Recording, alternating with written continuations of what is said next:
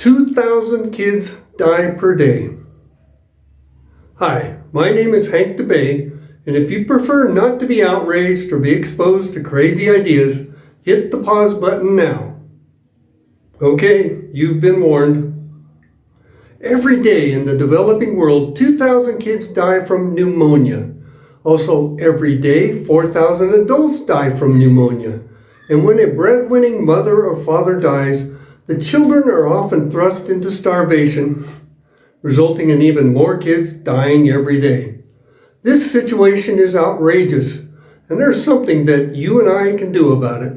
Many of those kids and adults can be cured of pneumonia with the help of a ventilator. But ventilators are virtually non-existent in developing countries. People in half of the world have no access to ventilators.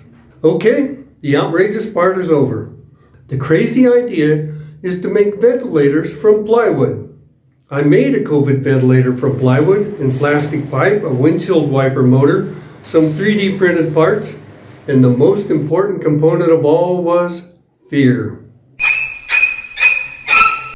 I was afraid of COVID, and I was in a country with only 3 ventilators, so I built this ventilator from scavenged parts, because nothing else was available. The goal of this project is to make this ventilator design available to anyone in the world and accompany it with YouTube videos in dozens of languages to show how to easily build it. Here I am testing the adult version of our ventilator. It is ideal for use in the developing world for 2 basic reasons.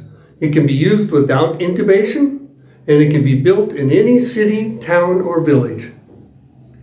Our ventilator costs about $250, depending on whether or not you get caught removing someone's wiper motor. Compare our $250 ventilator to a $50,000 ventilator. The biggest difference is not plastic versus plywood. It is the lack of needing to intubate a person, and yet the ventilation result of this plywood ventilator, in many circumstances, may be better than that of the $50,000 unit. Intubation is an extremely complicated and risky process, and in the developing world, intubation specialists are even more scarce than ventilators. Our videos will enable people to make these life-saving ventilators using local materials and simple tools.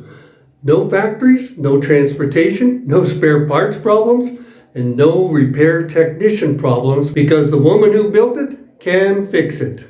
We are simplifying our simple ventilator even more, and making things simple is not actually such a simple thing to do.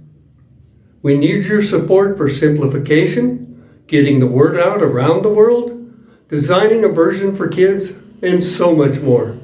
Help us hire the people we need, supply them with materials and tools, and tell the world about this amazing ventilator project. Please, hit the donate button now. Thanks.